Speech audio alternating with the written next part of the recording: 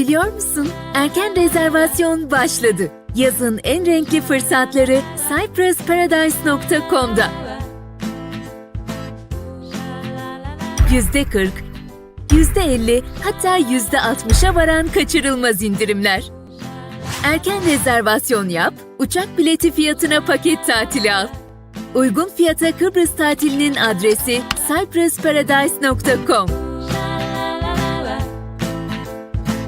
Zaman akıp gitmeden acele edin. Bir bakmışsınız yaz gelmiş. Cyprus Paradise.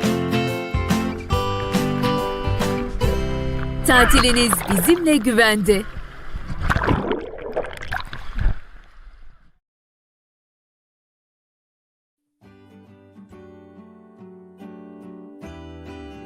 Kalitenin, güvenin, hızlı teslimatın adresi Ancon Furniture. Ancon Furniture ailesi olarak yeni ürünler ile hizmete devam etmekteyiz. Yeni model koltuk takımlarımız, yatak mekanizmaları bir dokunuş ile açılıp bir dokunuş ile kapanabilmektedir. Bir dokunuş ile açtığımız yatak mekanizmasının yatak çarşafı kullanıma hazır, serili olarak içinden çıkmaktadır. Yıl sonuna kadar herhangi bir koltuk takımı alan her müşterimize akıllı sehpa hediyemizdir. En iyi ürün, en iyi fiyat. Sadece Ancon Furniture'da. Bize uğramadan karar vermeyin.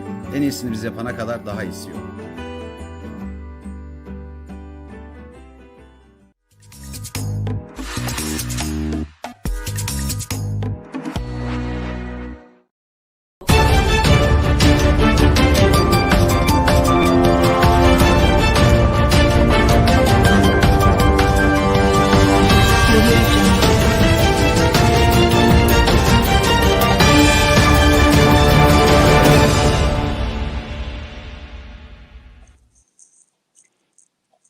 Hello everyone, welcome to another Eurogenç TV program. Tonight our program is about Cyprus. In the last couple of weeks we've given the floor to the politicians from North Cyprus. But tonight we are giving the floor to young people because after all, I think if anyone should talk about the Cyprus issue, the future of Cyprus, it should be the young people because it's their future after all. So we've invited some Cypriot young people, 3 Cypriot young people, and they are going to talk to you about their views on the political situation, their aspirations for the future, and their work in trying to bring about peace to the island. But first of all, let's show you a short video.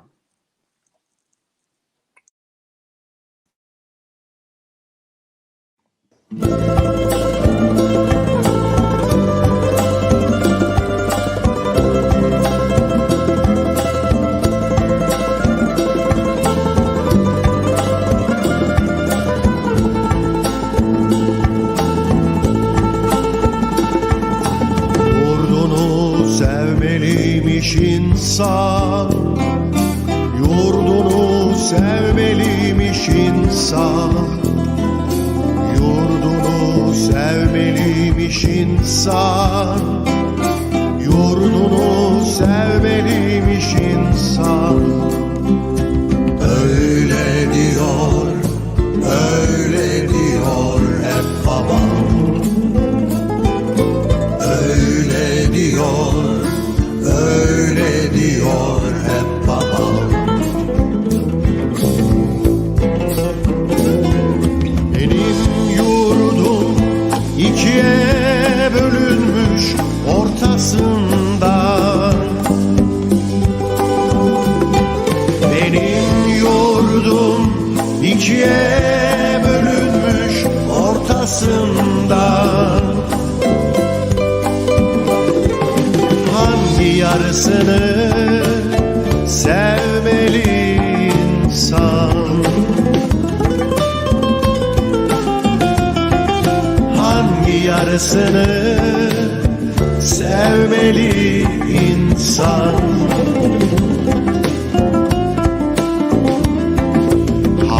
yarısını sevmeli insan? Hangi yarısını sevmeli insan?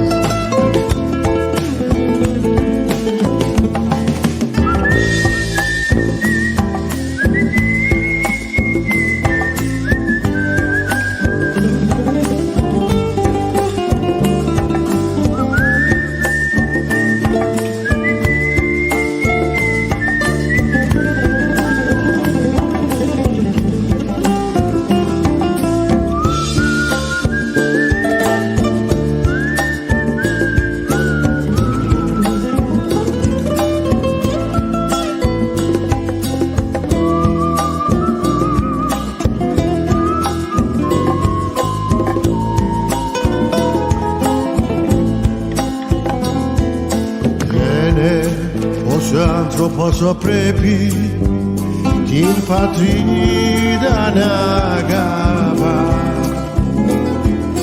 Λένε πως ο άνθρωπος πρέπει την πατρίδα να αγαπά. Έτσι λέει κι ο πατέρας μου συχνά. Έτσι λέει και ο πατέρας μου συχνά. Η δική μου η πατρίδα έχει μοιραστεί στα δυο. Η δική μου η πατρίδα έχει μοιραστεί στα δυο. Το δύο κομμάτια πρέπει να αγαπά. Δύο πατροδίο κομμάτια πρέπει να αγαπά. Δύο πατροδίο κομμάτια πρέπει να αγαπά.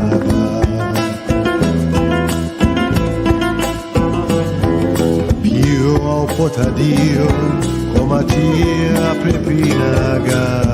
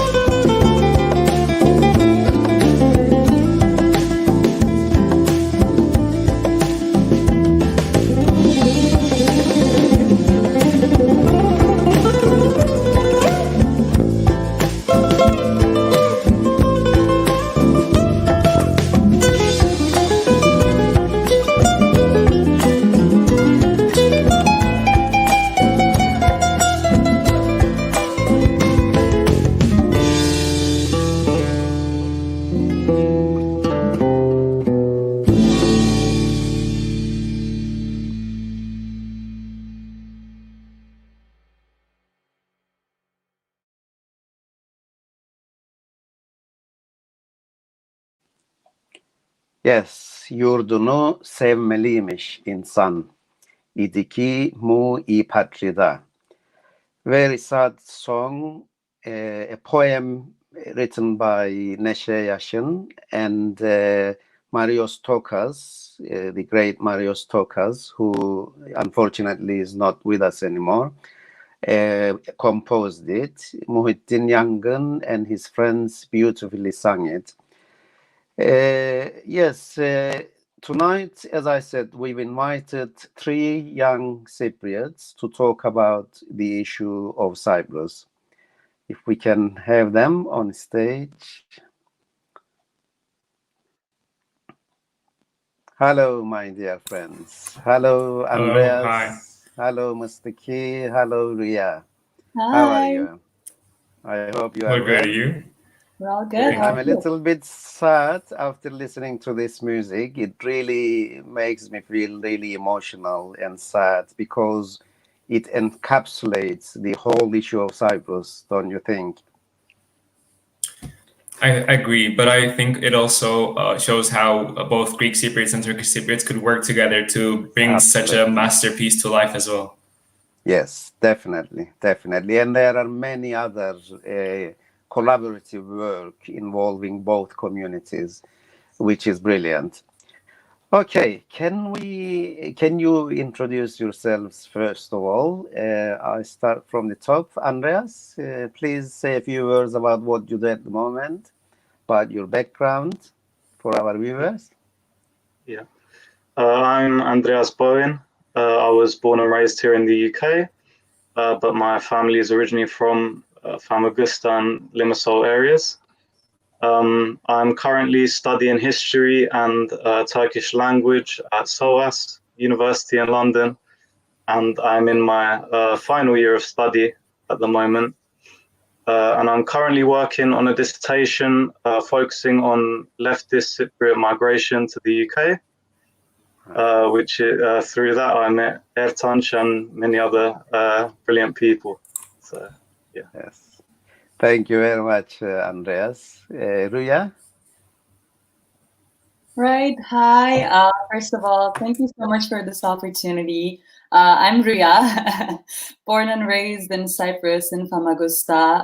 I completed my undergrad in the UK, partly in the States as well, on politics and international relations. And then I proceeded to do my master's in peace and conflict studies at the University of Manchester in UK again. Now I have graduated from that as well and hoping to continue with PhD studies. I am interested in peace activism, and I actually conducted my research on my dissertation on that, and trying to partake in different organizations to further pursue this cause. So yeah. That's all for me. Yes, of course, you are also involved in many other things. I don't know how you find the time, but you are one of the most active young people I know. Thanks, Rüya, for that. Mustafa, can we? Hi. Yeah. Yes, definitely. Hi, my name is Mustafa Mustiki. I'm 18 years old. I'm from Nicosia, but now I'm studying the French language in France right now. And I'm active in different initiatives for the resolution of the conflict in Cyprus. And I'm excited to be here. Thanks very much. We are very excited for you all to be here. And not very often young people are given the opportunity to talk. And my first question really to you is about what do you feel when you hear these politicians talk about Cyprus, talk about the present situation? How does that make you feel as young people? I started with a strange question, but anyone who wants to I could start? go first. Yeah, go on, Mustafa. If it's okay. I think for us to resolve this problem, we need to talk about it. So I think the ongoing conversation, ongoing talks about these problems that we have in Cyprus will help us find the solutions we need to work on, the problems that we need to work on to make the island better and to work for our common future. So I think them talking, the politicians talking, even if it's not the same ideas that I support, is a good thing. Sure, definitely. Yes, Rüya. I think I'm going to have a bit of a more pessimistic take on that.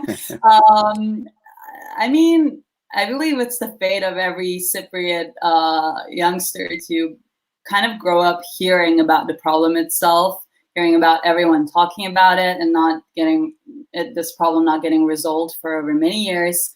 And it feels like as if the problem remained in a time capsule, or the approach towards solving it is very old now. And in a way, I believe that the gap is becoming more apparent of the youngsters' opinions not being reflected in the way that the negotiations are ongoing. So in that sense, I am a bit more pessimistic about the recent updates on how politicians are reflecting the general public opinion, because this is such a dynamic conflict in so many ways that approaching it in old ways or old approaches is not the way to go with it, especially at a time where a generation like Gen Z has come along and growing up in a very global world. And yes, so Yeah.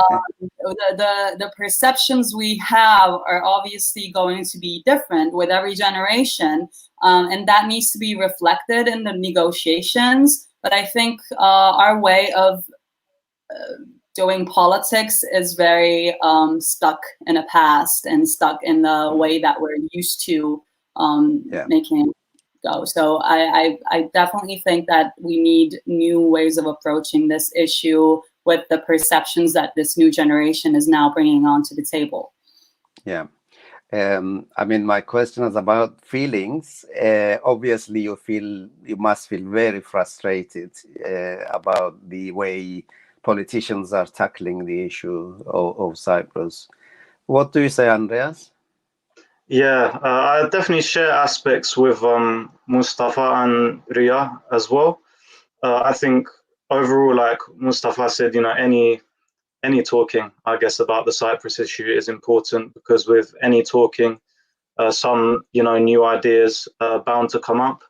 But I think the main issue and the big issue that causes apathy is just that. I think the lack of new ideas that are coming forward.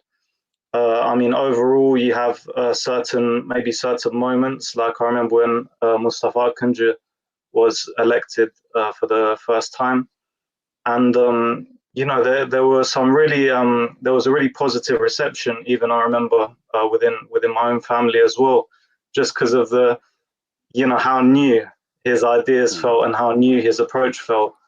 But unfortunately, I'd say that that's a sort of an extreme minority of instances. Often we hear the politicians towing the same party line that they've been towing for the last 40 years. And in many cases, which I think even increases apathy, going into more entrenched positions in the last 5 years or so. So between optimism and pessimism, I think. Yeah. Well, of course, in the last year or so, we are still living through these horrible times, COVID-19, and it must have had a big impact on your education. So has that, given you some opportunities in getting more involved in the issue of Cyprus? What do you think? Because you have been involved quite a lot as young people in quite a lot of initiatives, and I was wondering, is that because of the interruptions to your education, has that given you a chance to be more involved about Cyprus? Mustafa? Definitely.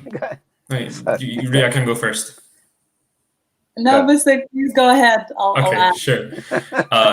Definitely, I think so, because the way we live changed, and we became more involved in social media and social media activism. And that's actually how me and Rüya met, through activist training that UCN organized. So I think that thanks to this, I've been able to educate myself even further with the webinars and the seminars that were taking place on Zoom, on Facebook Live, and shows like this that gave us the chance to express ourselves and show the world and show Cyprus and other countries, other populations, what we think about the issue, what Cypriots think about the issue. Yeah, thanks. Rüya? Yeah, definitely. I agree 100% with Mustafa on that. I always say that people get involved in politics when it starts affecting their lives immensely and in greater details. So for Cypriot youth, it's becoming almost like impossible to avoid politics because it affects our everyday lives in so many different ways.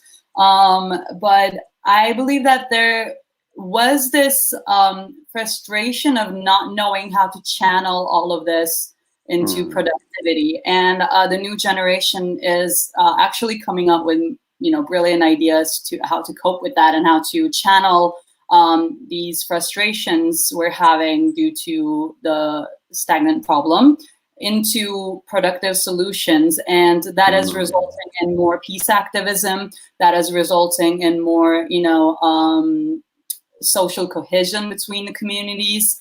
And, especially during this COVID period, we've all been stuck at home and had the opportunity to connect more through online platforms. And that has, brought up new ways of communication. That has brought up new ways of understanding and kind of brainstorming about how to overcome these problems we're facing. So in a way, now I believe we're becoming more productive with the already their problems we had from before, but now that's being solved like that. So thanks, Rüya. And Andreas. Yeah, I think, in my opinion, it's kind of forced us to change our approach in a lot of aspects of our life, I guess. So just to give you the example of the dissertation that I mentioned earlier, I would have never imagined that I'd have to, contact people through online so much and, organize Zoom meetings and things like this. And I think the same applies to political activism. I think previously I would have seen political activism in a very, maybe in a traditional way, thinking of in-person meetings and, I also volunteer at the Hackney Cypriot Association. That's obviously all in person as well. But now you can kind of see the power of social media coming through. We were just discussing actually the Hade project before the broadcast, and I saw some of the videos, and I was shocked, to hear the Cypriot dialect, in a kind of in a setting like that. It was brilliant. So it's connecting people in many ways. I think. Yeah, definitely. Of course, we've recently witnessed the. Have to be careful how to describe it. The Geneva meeting, and did that make you very sort of disappointed, or had you not expect anything, any positive outcome anyway from those talks? Can I have your assessment of those talks? Who do we start with? Don't listen. Don't wait for me to invite you. Okay, I can. Go on. For me, I'm always a person that think that if we put out positive energy will come back to us. So I was really optimistic, even though I had the incline that I had the feeling that nothing would change. So exactly what I thought would happen happened. But I think even this, we could see the positives out of it. They're still going to continue talking in 3 months at least. And they didn't close up the whole book. So I think it's still good, but I think definitely it should have been, and it would have been better if their priorities, both politicians' priorities, were the Cypriots and not anything else. Would you like to elaborate a bit more? What do you mean? Definitely.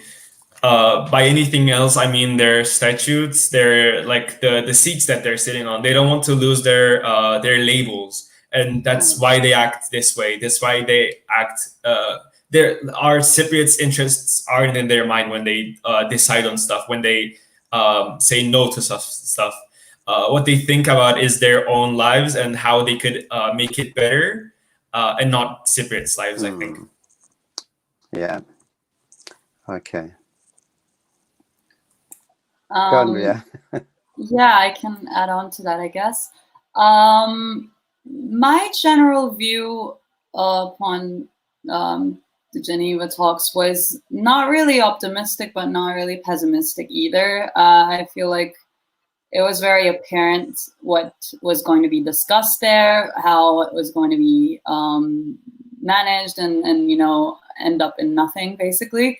So I believe that there was this expectation of perhaps seeing how the international community would react, because we have reached to a point at the negotiations where things kind of had to be shaken up in one way or another. So in that sense, the new agenda that the Turkish Cypriot side was bringing was meeting that and kind of switching up the conversation in a different way. The worry was whether this would harm the negotiations in an overall sense or not. And, it's at least a bit nice to see that nothing very harmful has happened after that, as in destructive. But at the same time, I don't believe many people were expecting a miraculous solution to come up from such an offer anyway. In that sense, I believe the youth is in an observant state. I mean, we're doing as much as we can in terms of activism through platforms such as Hade and Unite Cyprus Now, for instance, but there are many other platforms where, for example, students are coming together, like the Bicommunal Network of Cypriot Youth is one of them. Many associations like Avli, Famagusta, and Garage. So these are increasing in number, and they're approaching peace in a different way. But I think we're also realizing that a pressure has to be put on politicians upon our views too, because we're doing what is our responsibility as civil society, but the politicians are not reflecting that on the table. And even though these Geneva talks have not resulted in anything too destructive, they could have. And that's what the civil society is worrying over. And there needs to be that bridge in between to reflect the views of civil society, reflect the views of actual people on the table to come up to a productive and actually feasible solution. I guess that's the way to go with it now, and that's the way it should be approached by the politicians too, to listen to more views and take those into consideration. In fact, there is a question. There are many questions. Well, I'll try to read them in a bit later, but one of the questions is exactly that. Are politicians listening? Aisha Adil is asking, are politicians listening to the new generation? If so, what difference has this made? I mean, you gave the answer that they are not really listening, are they? So, Andreas, what is your assessment of the Geneva talks, and are the politicians listening to you, young people? Yeah. So, to be honest with you, I mean, coming from someone, I was kind of glued to the Cyprus Mail with the Crans Montana talks when they happened, and with this most recent Geneva round of talks, to be honest, I just did the minimal, just read the minimal amount of things, just kept in touch with it as it was going on. I think a key issue with the Cyprus negotiations in the past years is that rather than being seen as an attempt to find a solution for a problem that is really, is fundamentally affecting people's everyday lives. On both sides for over 40 years now, you've had people who are waiting to return to their villages. On the other side, it's affecting people's work life. To cite a more recent example from the pandemic, when the borders closed, kind of a small example. Instead, it's just seen as a kind of a going through the motions. Every time a leader from either the Turkish Cypriot side or the Greek Cypriot side is elected, rather than being seen as an actual active process. At the same time, I think it's also become kind of a platform for newly elected leaders to sort of push their political agendas rather than anything constructive.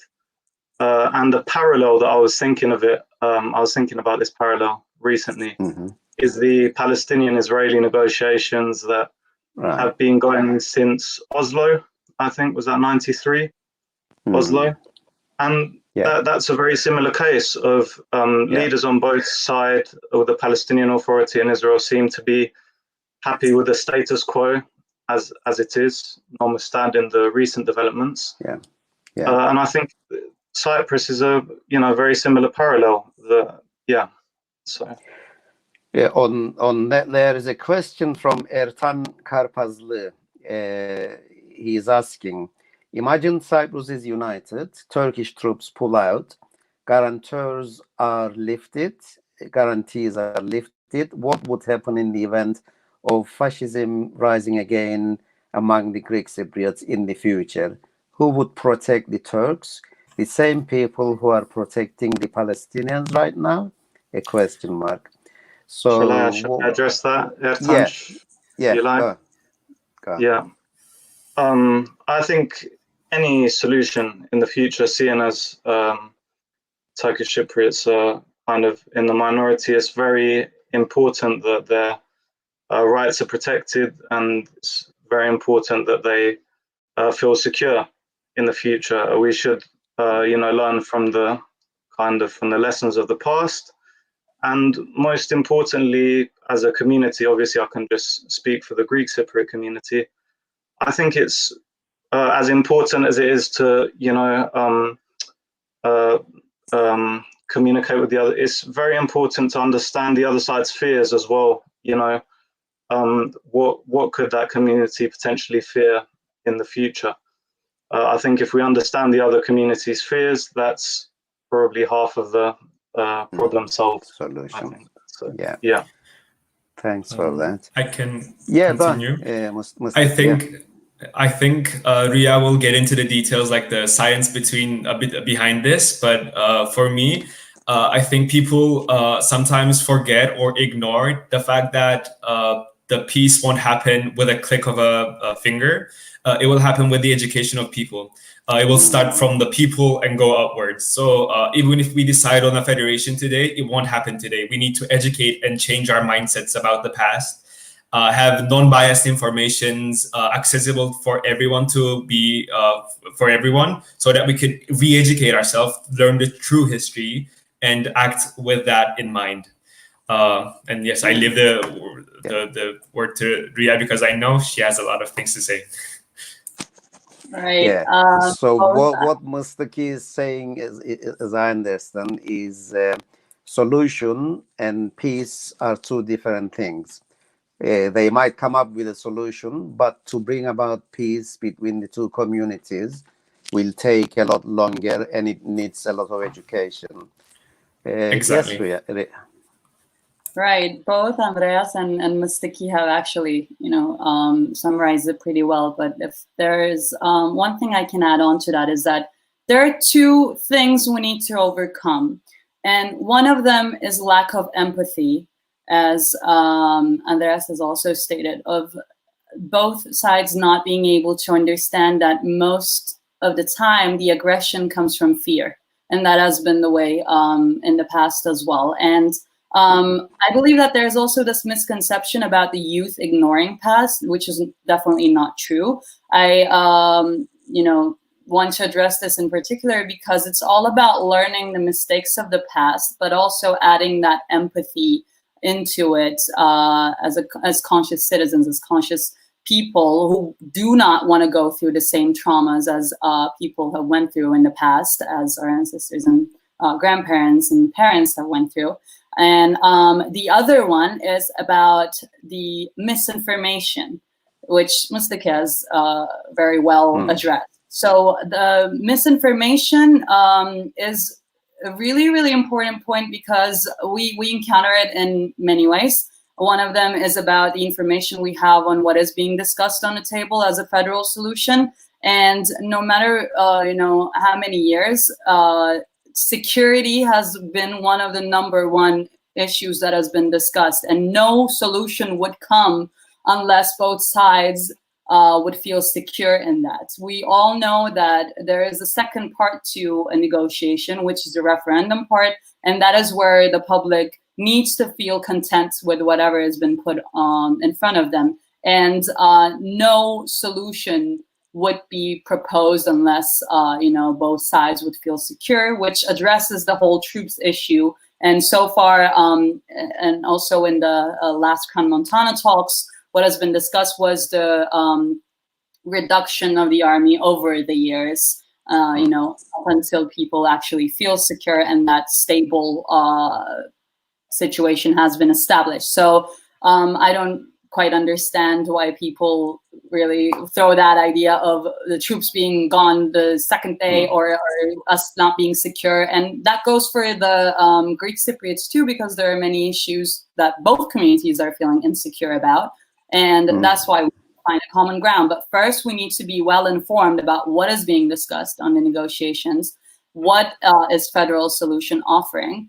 And the other one is about the misinformation on the members of the other community and our history, because indoctrination is one of the biggest barriers that we're facing. And I believe that the younger generation is now coming to realization that not everything that we're being taught in history lessons is the general truth itself. History has its sides. The way that is that history is proposed can be biased. This being said, not discarding the facts or what has actually happened, but the way that we want to process all of that information of what our parents went through, and adding on all the other stuff, as I said, like empathy into that, and not wanting to leave a fearful future to our children, ends up in wanting peace at the end of the day, and wanting a solution that all parties would benefit from, economically, socially, politically. This is what's being discussed, and this is the only way to go with it. But there are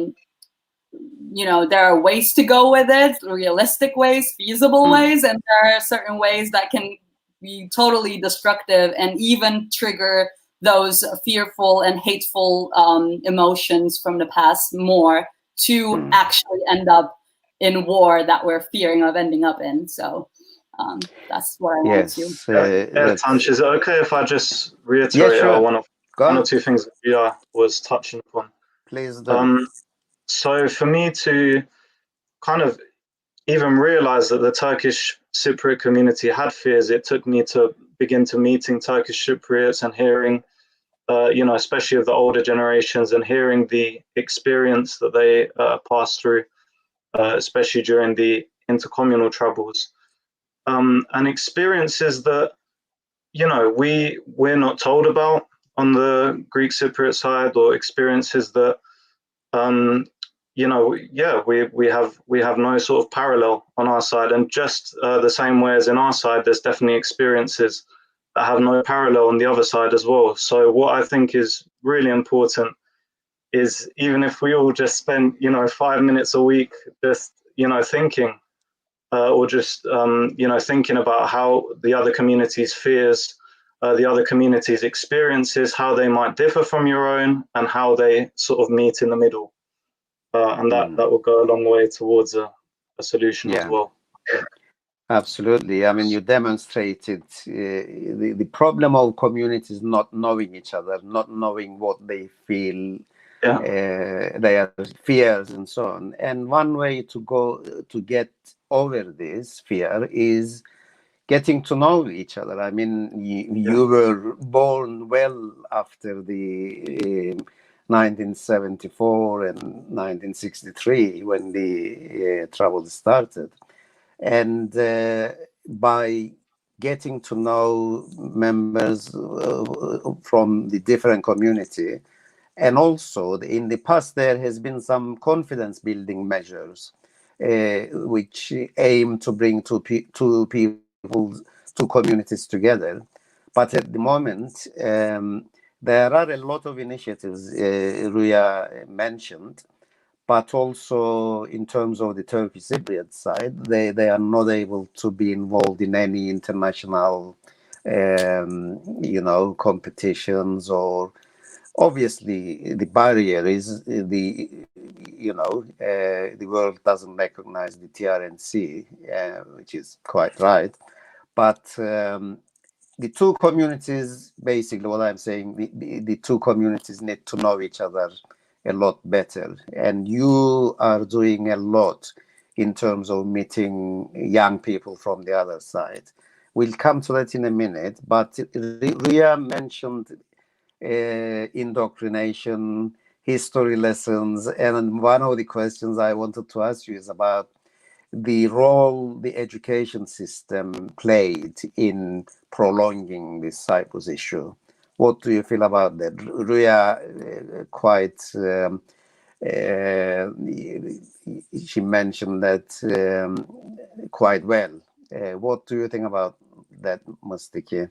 I mean, you went through the education system in Cyprus. You went to the primary school, secondary school, and high school.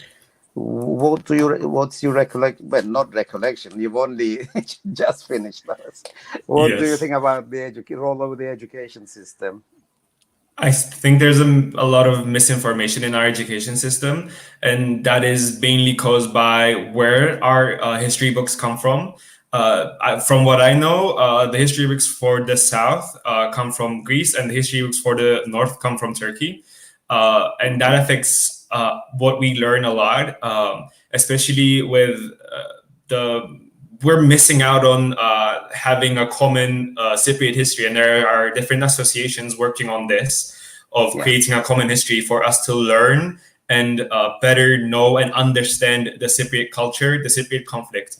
So I think for us to move on and learn from our mistakes and also avoid doing those mistakes again and be a better community as a whole, we need to be educated. And we are literally taking this chance away from us young Cypriots, because all we learn is sided, biased information in schools.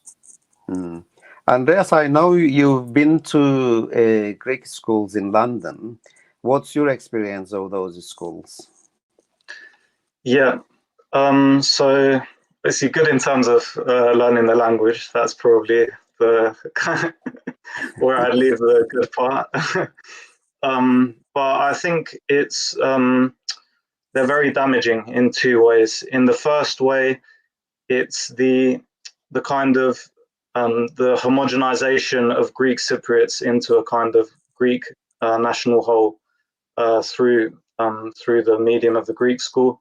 So, for example, when I was at Greek school, I was often discouraged from speaking the Cyprus dialect, because when we speak Greek, we have quite an accent that comes through, and there were always comments about that.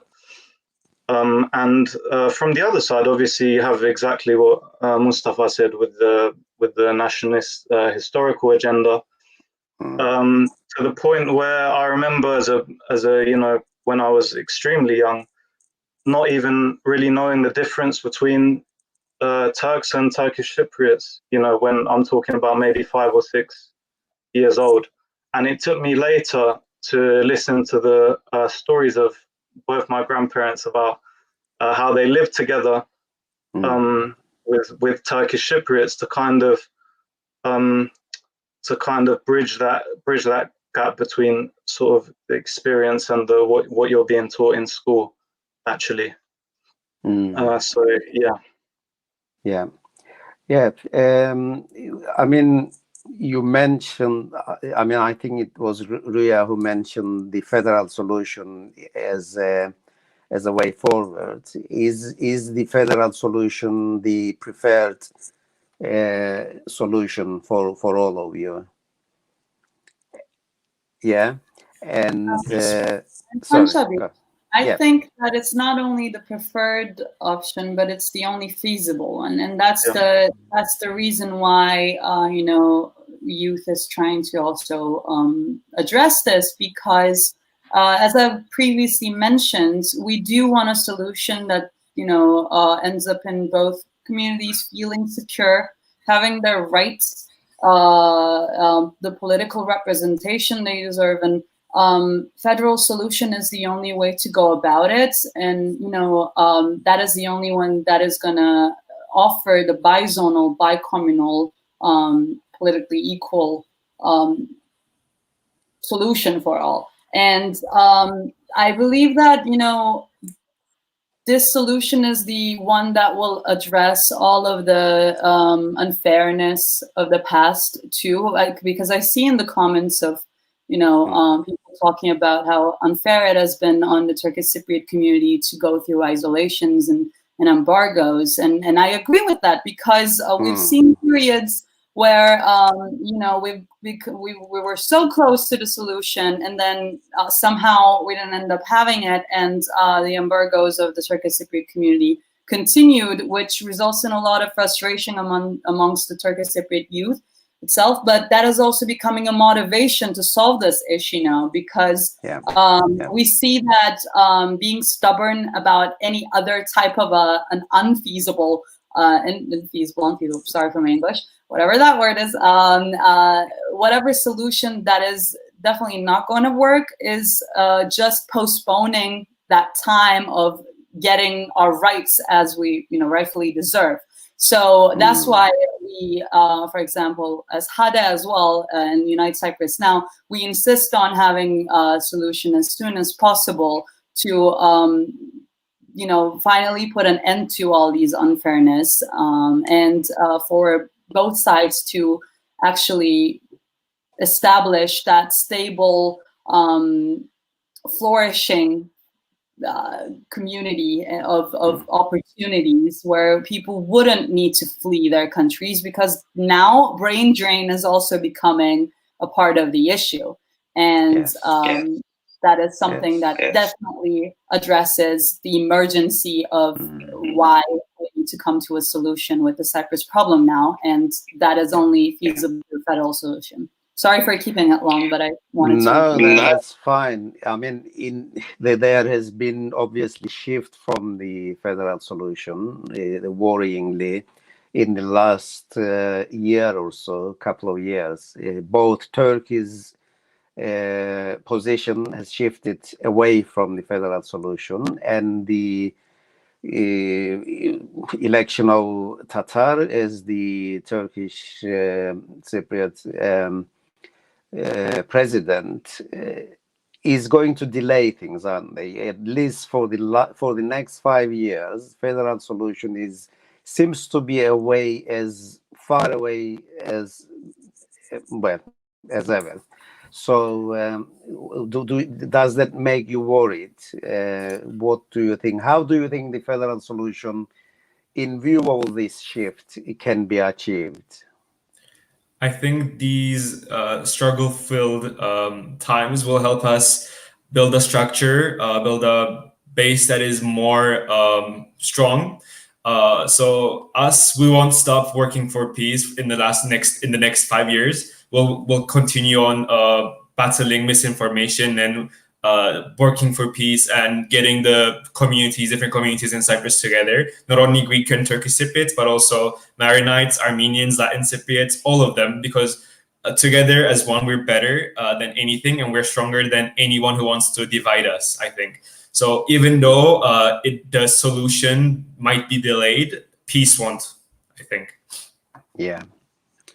Okay, there is a question here, not a question, a comment by Mehmet Gazioğlu saying the federal solution has been on the table for over 40 years, and the Greek side, unfortunately, do not want any solution.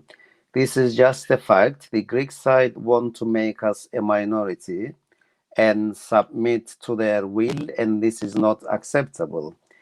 It's a fact, isn't it, that at Crans Montana, Anastasiadis left the table and thus torpedoed any chance of a peace deal about 4 years ago.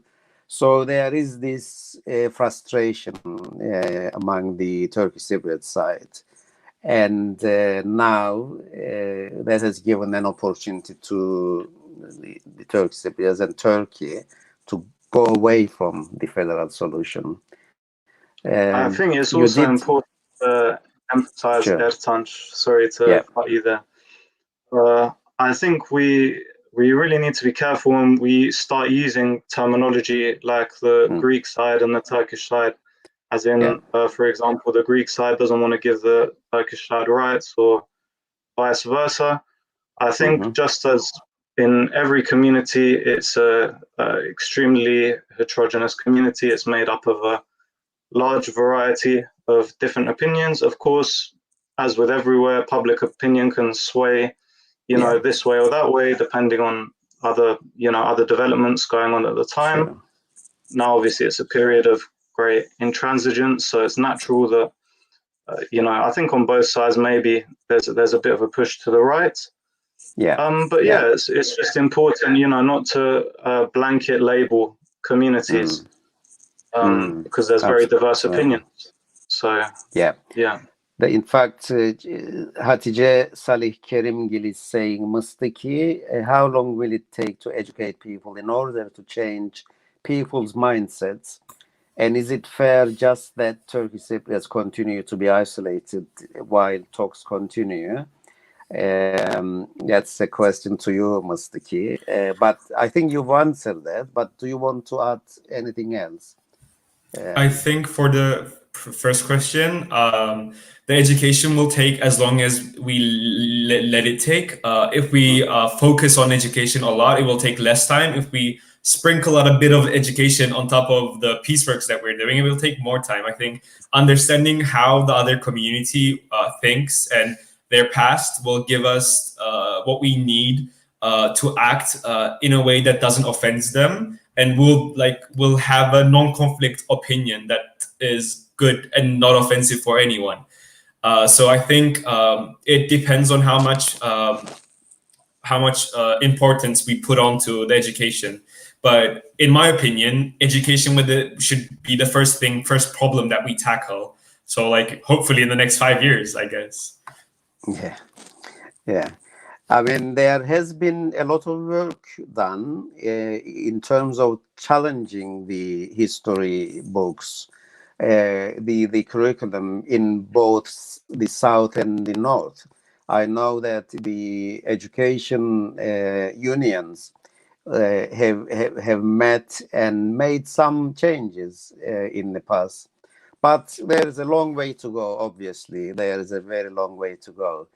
Also, just to highlight, Ertanc, in the South, there's a big problem in education, in that, especially in the history lessons, in that, unfortunately, particularly the party that is in power in the South at the moment, it doesn't really benefit them to have particular parts of our history, especially around the 1974 coup in the history books. And you'll hear that mentioned by a lot of Greek Cypriots. That I remember looking one time at my cousin's textbook, and maybe the part on, the ancient period is this much, and there's 2 or 3 pages on from independence to 1974.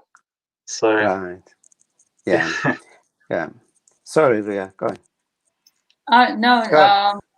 Just wanted to make additions to your initial comment there, Tanshabi, on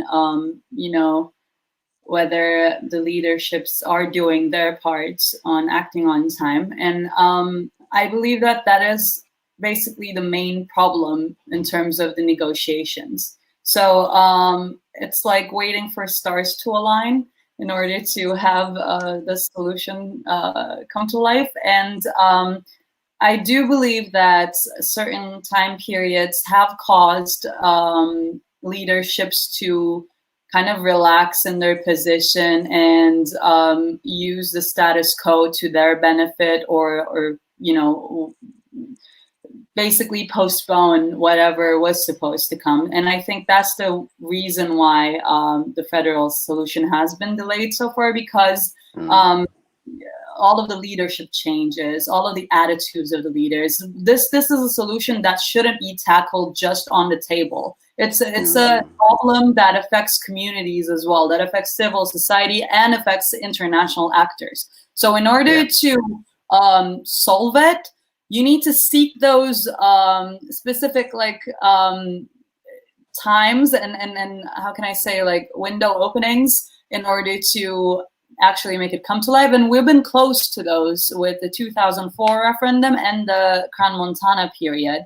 But obviously, things can go wrong in different levels. In the Annan referendum, because of the public opinion of the South Side was not reflected in the negotiations, and other factors as well of politicians' ways of reflecting the negotiations to the public was also a factor. But it resulted in the South Side not being happy and not being content with what was offered. And I feel like this reflected the importance of public opinion and how they should be consulted, and how this needs to work in interaction in order to actually come to life. And in Crans-Montana period, we experienced a problem at the elite level in terms of the attitudes of the leaders. And I believe that no one actually realized how fragile these times were in order to go through with specific steps. And at the end of it all, we resulted in today where we as the northern side are coming up with a completely different option, completely different offer, which is shaking everyone back to reality. That's what I meant with my previous comment in terms of things perhaps needed a little bit of shaking to make us see that this is not sustainable. And that is the actual problem, because the further we postpone the solution, the more we're going to be experiencing unfairness of people, Turkish Cypriots, for example, being in isolation, but at the same time, Greek Cypriots and other communities too, facing fear of whether a war could break out any moment, because we're technically not a peaceful state yet. And this is just reflecting how the current ongoing situation is not sustainable for any party. And the international actors also need to realize that, because again, someone in the comments have briefly mentioned the hydrocarbons issue, for example, and that could have been and should be used as a motivation for a solution where all parties can benefit. The public can benefit from it. The international actors can benefit. The elites, the political leaderships can benefit. And we're not seizing those moments. That is the main issue. We need to act on time. We need to act in collaboration. And that's how I believe that perhaps we could tackle this whole issue. But we don't have much more time left, because, as I said, more and more people are leaving the country as a result of a brain drain. The more and more people are giving up on their hope and starting to think perhaps it is true of whatever we're being told of the other side not wanting solution, because this is an argument that is presented on both sides. And we ourselves are making that a reality now by not acting on time and acting in collaboration. It becomes a self-fulfilling prophecy. Prophecy, Actually. Exactly. I mean, and that's why you always Mystic hear- Good Vibes calling was Always- right on point, because we need to actually keep our hopes up and And you always hear, especially with the Greek Cypriots, for example, the phrase recently, the refugees are going. They say, "Prosfies biennusin," they're slowly, dying. Well, they are. If we don't, if we don't reach a solution, of course, that's going to happen, and the situation is going to get, worse and worse. So, Abi Hussein self-fulfilling. Abi Hussein is saying no force on earth will stop unification of Cyprus. Fanaticism is only a step away from barbarism. So obviously in both communities there are fanatics in both communities. And to what extent are you under fire from fanatics in terms of yourself as young people getting involved in this issue and meeting with other young people from the other side? Are you under fire? Are you being criticized? Are you being put under pressure by doing that? I think Rüya has a bunch of examples herself as well. But for me, I've gotten threats of me being blocked to enter Northern Cyprus, and from name calling to other different stuff, especially in Twitter. I know the Greek Cypriot community in Cyprus don't use it that much, but as Turkish Cypriot youth, we use it a lot. And there's a lot of fanaticism on the Twitter platform, and the name calling is fun sometimes because it's weird to see how different, how deep, how far they will reach to call us names and find different insults every time. I enjoy it sometimes, but it's just desperate, I think, to try and bring others down to prove your point. And I never do that. I know Rüya doesn't as well. So I think rather than thinking on being attacked, I look forward and don't reply and just ignore them because they don't have any significance in the Cypriot issue. Yeah. It's us who will make the change. So I shouldn't pay them any mind. Yeah, that's it. That's my opinion on it. Thanks, Mustafa. Andreas, what do you think about this? Have you been under pressure for getting involved in this issue? Obviously, there's kind of the light version of pressure, which is sort of, maybe everyday comments that you get, and definitely there's been some quite bad when Mustafa said name calling as well, but I'd say on the quite extreme side actually of name calling. It doesn't particularly bother me. The ones before us suffered actually much worse than name calling. For example, Ayhan Hikmet and all these different people in our past. So I don't think name calling should bother us. Whether we get called names or not, the left in Cyprus is going to continue to exist. So, absolutely. Yes, Rüya. You for a few seconds you froze, but you've come back. I know the internet connection is not allowing me to connect, but yeah, I'm Cyprus. back. And yes, I want to add on to what Mustafa said and actually share our personal experience as members of Hada. And briefly mentioning Hada is this new established youth initiative, multi-communal youth initiative in Cyprus, working towards peace and reconciliation.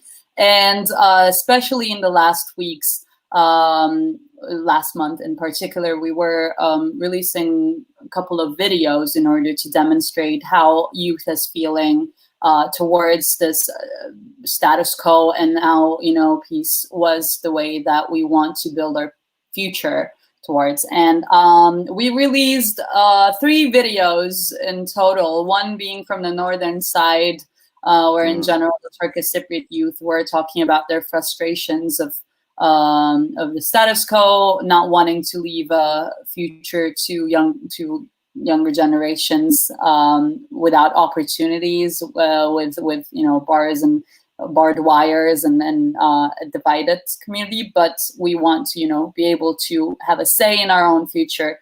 That was the main message we gave out with our video. Then we had another video drawing attention to, I guess, how politicians were not actually representing our ideas upon a statement by the Turkish Cypriot leadership saying that the both sides youngsters do not know each other.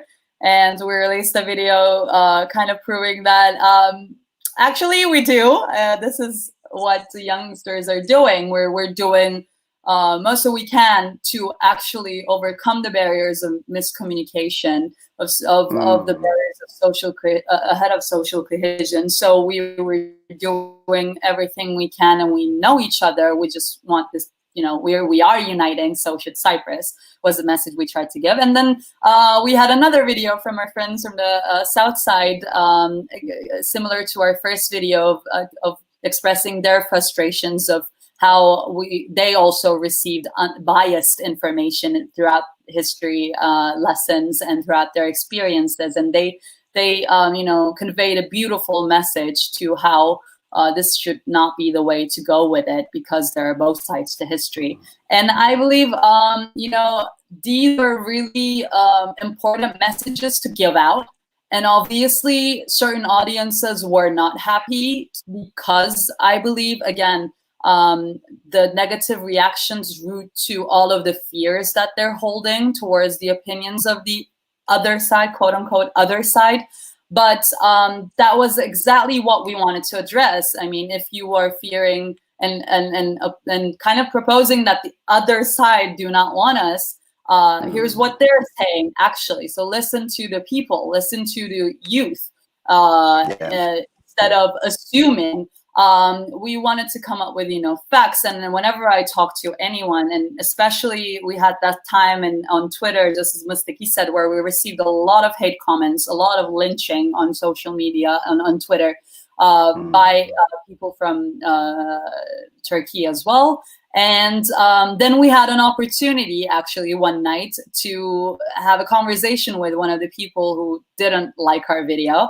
And after he talked to us, he himself mentioned how he never knew, you know, the left in Cyprus had such naive opinions and truly believed that this was the solution, because there's always this idea of us being manipulated by outside forces when we say that we want peace, or that or in opposite, we're too naive to actually know the truth and know the facts. But that's not the truth. I mean, I personally believe in the potential of Gen Z so much, because it's such a generation that I see it from my younger sister as well. You know, I'm barely Gen Z, by the way. I just I'm barely Gen Z, but my sister, for example, she is one of the younger ones, and I can see it from her as well. In all of the youth camps I've been to as a leader, they're so observant, and even though they might be perceived as apolitical by people from outside, they're actually very political. They're portraying it in different ways. They're doing it through humor. They're doing it through sarcasm. They're involved in politics so much that I believe that the older generations are finding it easy to cling on to those arguments of, oh, the younger generation doesn't know anything. Yeah. They do.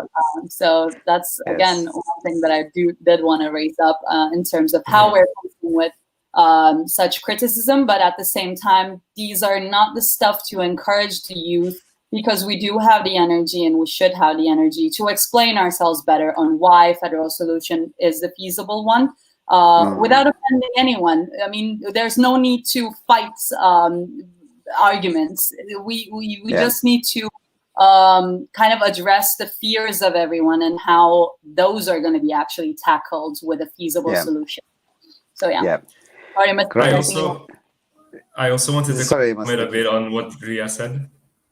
I think as a fully Gen Z person, we are conscious of what happens around us. Many times when we argue with other people, when we try to make our statements, when we try to make our points, the arguments that they take out and they present to us is, oh, you're too young to understand what's happening. But the thing is, we've been growing up with... Yeah, that's what they say to us. But the thing is, we've been growing up with this conflict around us. So we grew up in this conflict, and we always have contacts with the other side as well because of social media. So we know actually more than you, because we have access to both sides of the conflict, and to have access to both information from both sides. I've read some translations of like the history books that are educated in southern side, and so vice versa with my Greek Cypriot friends as well. So I think as Gen Z, we're ready, and we don't care about the public opinion. So even if you come and lynch us, we're still going to work for what we believe in, and what we believe in right now is peace. Excellent. Yes. I just wanted to say, Ertanc, I think there was just a misinterpretation of one of my comments in the comment section. Okay. It says, thank you, Andreas, for acknowledging that certain history is deliberately hidden from Greek Cypriots by omitting the 15th of July coup. The Greek Cypriots are making it as though Turkey just decided to come and take Cyprus. I didn't actually mean that the coup was omitted from the history books in that sense at all. Right. And I don't really see how, It's a and I don't know, does anyone else have any misinterpretation thoughts? Yeah, it's a misinterpretation of of why. what you said.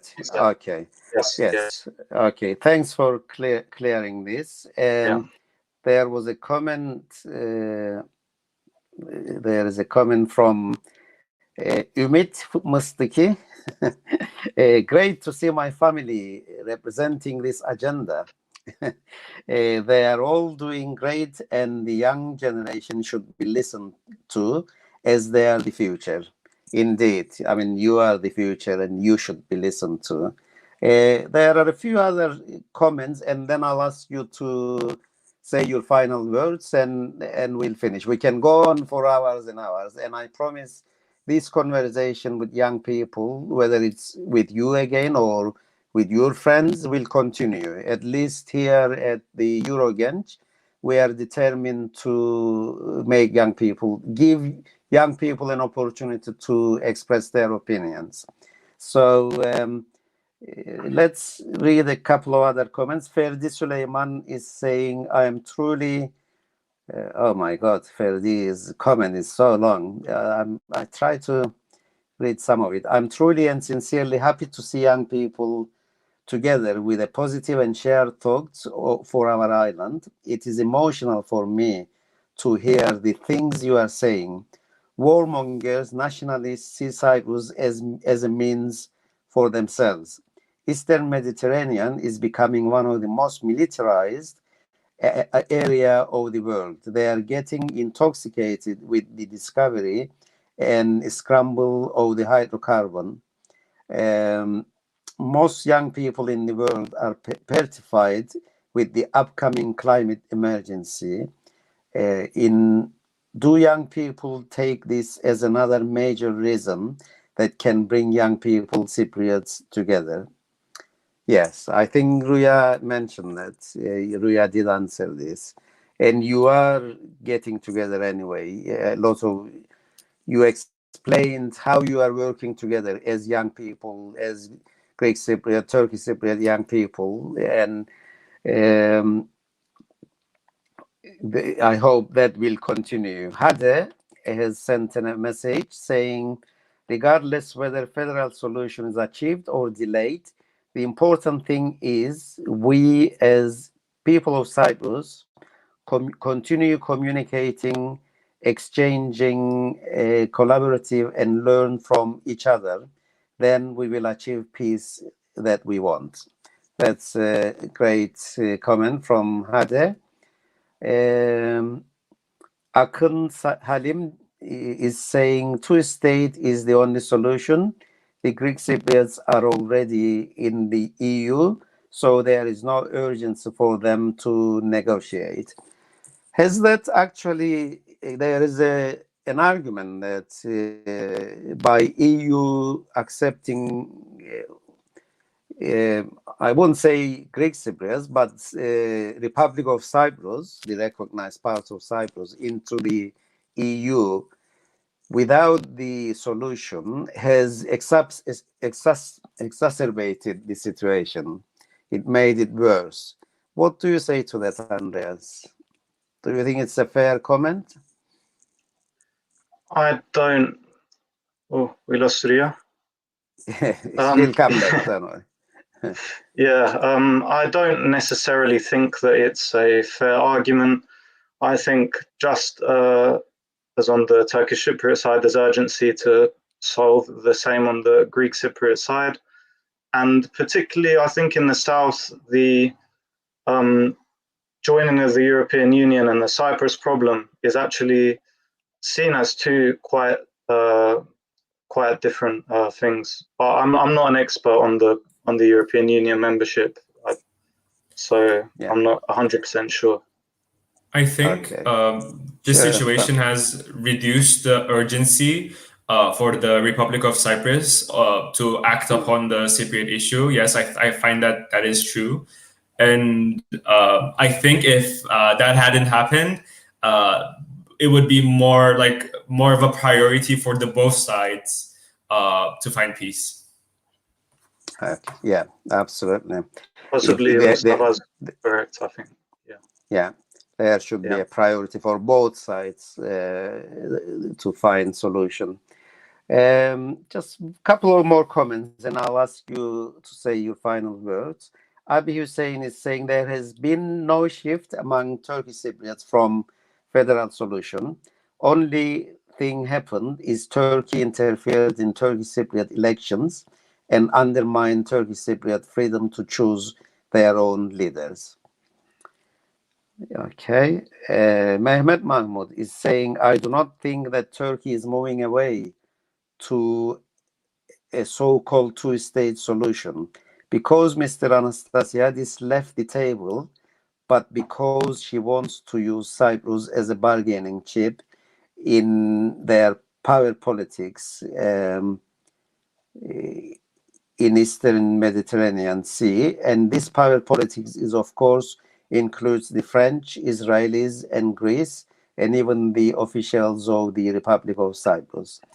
Yes, I mean, there is a lot of politics going on involving not just Cypriots, but many other nations around Cyprus, including Israel, as Mehmet say, Israel, Greece, the French, and so on.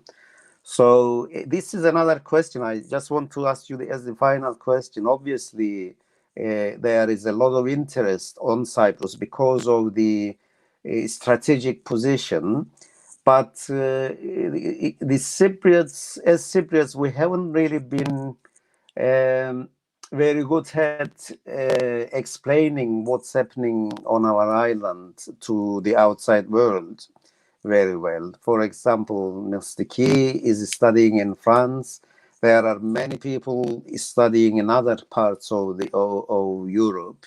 So, do you feel that it's another role you should have in terms of explaining what's happening on Cyprus to other European, American, whatever people?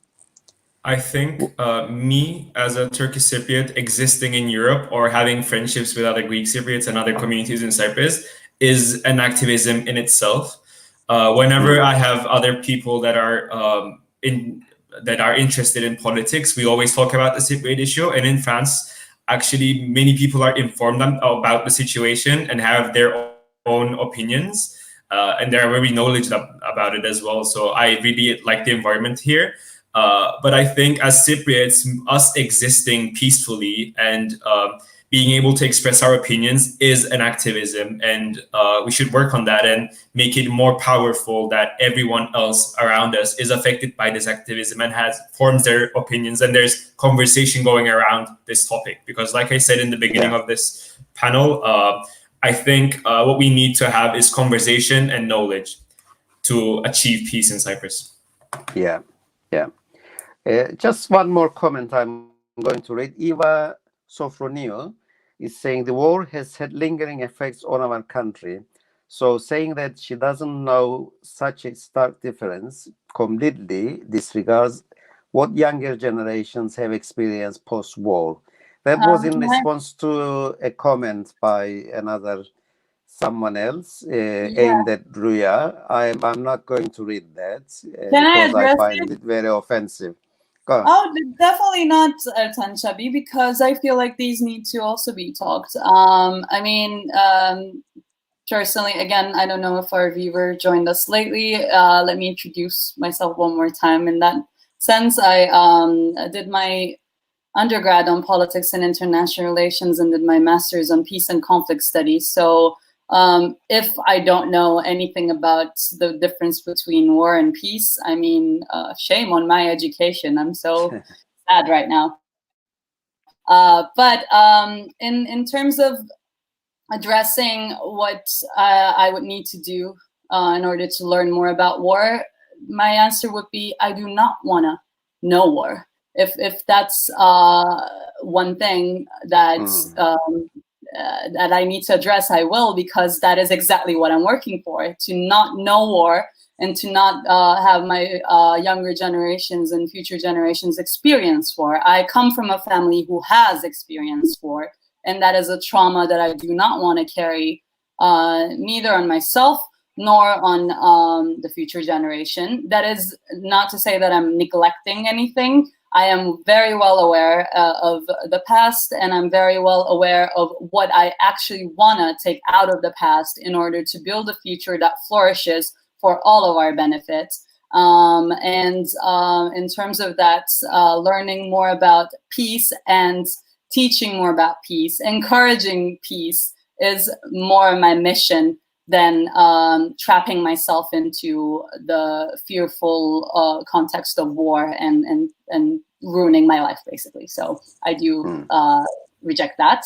But apart from that, there was something I wanted to say in response to your last question on whether we need to do more to explain ourselves better to the international community. And I do think that this is a very, very important thing. And the recent negotiations are basically, again, a reflection of how we have neglected doing that in a proper way.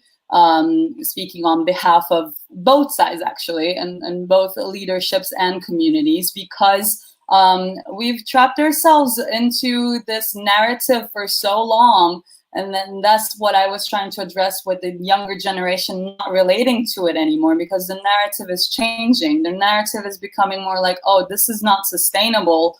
I need to get more involved in politics as a youngster because it is affecting my life on an everyday basis.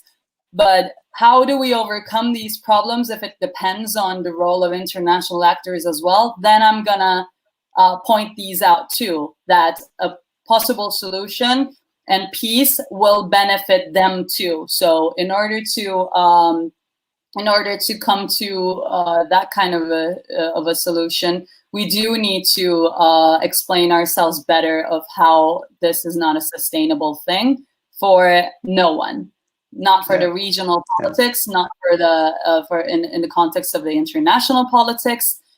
People will benefit, leaders will benefit, and international actors will benefit from a solution if they were to play their parts in a way. Thanks, Rüya. I think I have to say this, that people like this gentleman can learn or should learn a lot from young people like you, instead of coming up with such being careful not such stupid patronizing comments. He should listen and learn from you. That's all I want to say about this matter. It's been a pleasure to hear you about your experiences, about the work, the sterling work you are doing in terms of meeting people from the other community, from each other's community, I should say, and fighting together to bring peace to our island.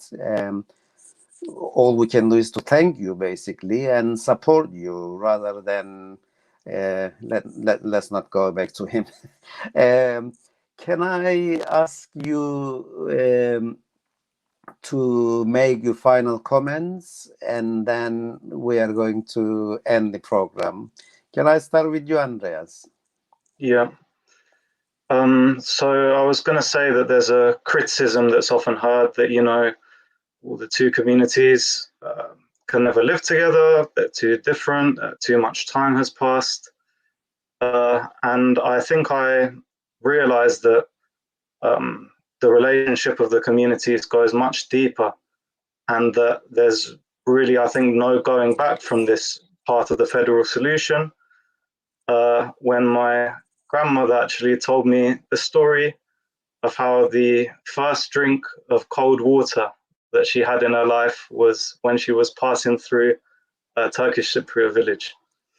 And that's when I realized that the connection between the two peoples isn't superficial, as many claim recently, and that peace, coexistence is the only way forward. The other way is, like Rüya was emphasizing, more pain, war, and possible war. And there's no positive to a non-solution of the Cyprus problem. Yeah. So I forgot to say, in your final comments, can you incorporate this question? What now for the future? What do you think will happen and should happen? So if you want to elaborate on this, Andreas, a bit. I think what should happen is just what's happening here. Dialogue, constructive dialogue, especially between young people, but also, also bridging the gap between the generations. Yes, that's very important as well, that we understand our elders and that they also understand the youth. Yeah. Great. Thanks very much, Andreas. Mustafa, böyle gidelim. Yes, sure. I totally agree with what Andreas said. I think communication is the main thing we need to focus on. And I want to promote Hade. If you guys want to join us and be active in the activism scene and help out with the peace building community and peace building and conflict resolution part of Hade, please check out our Instagram, our Facebook, our YouTube pages. We also have a server on Discord where we, as Cypriots, have created for the youth and for other people as well. If you want to join, everyone's welcome. Where we have different types of interest topics and different chat rooms for us to talk, and also for people on our Discord to help us come up with ideas for events. And we have a bunch of events lined up for the next months to come. So no matter your age, you're always welcome to be a part of Hade to help us out with our mission, which is peace, achieving peace. Thanks very much, Mustafa. It's really a pleasure for such a young person. You are only 18, and your contribution tonight has been absolutely fantastic. I'm not being patronizing when I say that, but you've made a great contribution, as did Andreas and Rüya. Thank you so much. You are more than welcome. Rüya, can I hear your final words? Oops, Rüya has frozen. Okay, let me read a few more comments. Until she's back. She with us? Are you back, Rüya? You are back. Let's hear from you about your final comments, incorporating what would you like to happen. Yes. Again, thank you very much for this opportunity, because opportunities such as these are giving us the chance to actually make our voices get heard and not get neglected as a youth, because most of the time the attitude we receive from the older generations is on how we need to sit down and listen. We need to wait for our turn. And actually, that's not the way that it should be, because it is indeed our future altogether that we're trying to build all together. So having our voices get heard, our opinions get heard, is the democratic way to go with it, and the right way to go with it, because we, again, emphasizing, have the energy to put down the work to establish that peaceful future. Just as Mustafa has also mentioned, I believe that a platform such as Hade and Unite Cyprus Now and all the other multi-communal organizations and initiatives are offering is a great way to actually get yourselves involved in that empathy building, that trust building, and to understand each other's stories in order to overcome the traumas of the past, and in order to come to productive brainstorming on what we could do for our own future. So the communication, the conversation ongoing, just as Andreas has also really pointed out, is very crucial. But at the same time, the elites listening to public opinion is very crucial. And in that sense, the civil society should also not get lazy in addressing the issues and come up with productive ways of conveying their messages, not through traditional ways of just going out on the streets. That is an effective way, but it's not the only way. So that's my self-criticism in a way, to as a member of civil society, is to come up with more efficient ways of getting our voices heard and our ideas portrayed and reflected in the negotiations.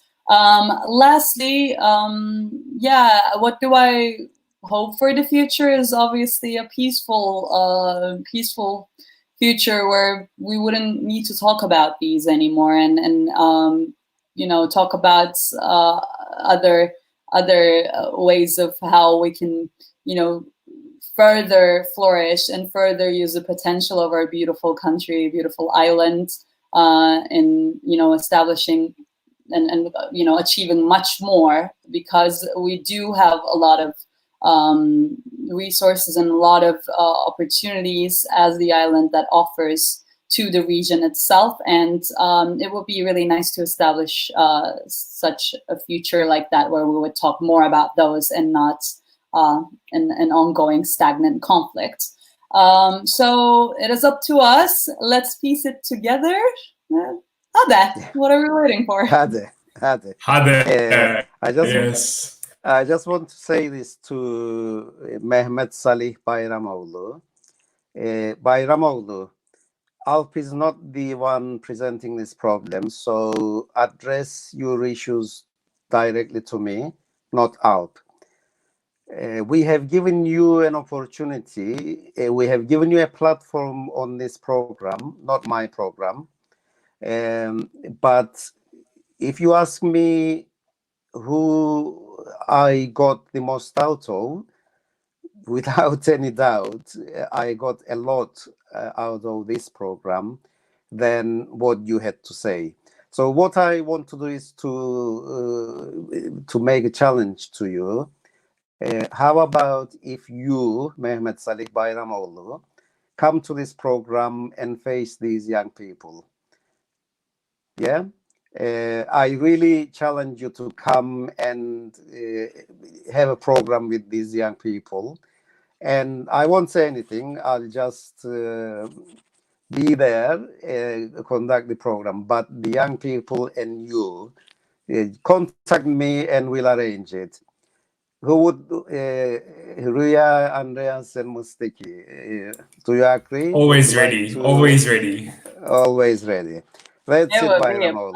So we are expecting a call from you, and I promise you I'll arrange the program and I'll facilitate you to face these young people. There's one last comment, Ertanc, in response to Mehmet Salih. Hope is always on the side of the youth. Maybe that's why we live in, what was it?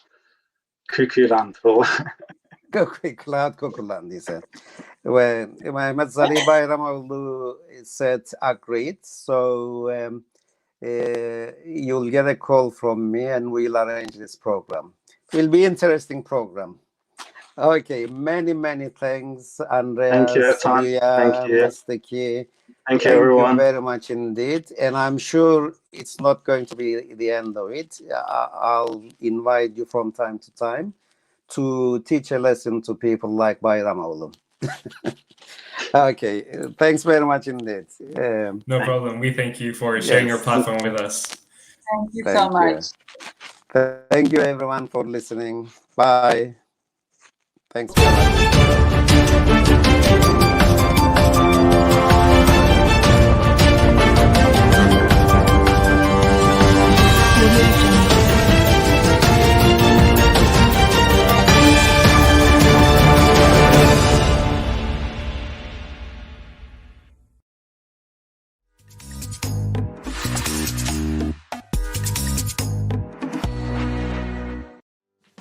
Biliyor musun? Erken rezervasyon başladı. Yazın en renkli fırsatları cyprusparadise.com'da. %40, %50 hatta %60'a varan kaçırılmaz indirimler. Erken rezervasyon yap, uçak bileti fiyatına paket tatili al. Uygun fiyata Kıbrıs tatilinin adresi cyprusparadise.com. Zaman akıp gitmeden acele edin. Bir bakmışsınız yaz gelmiş. Cyprus Paradise. Tatiliniz bizimle güvende.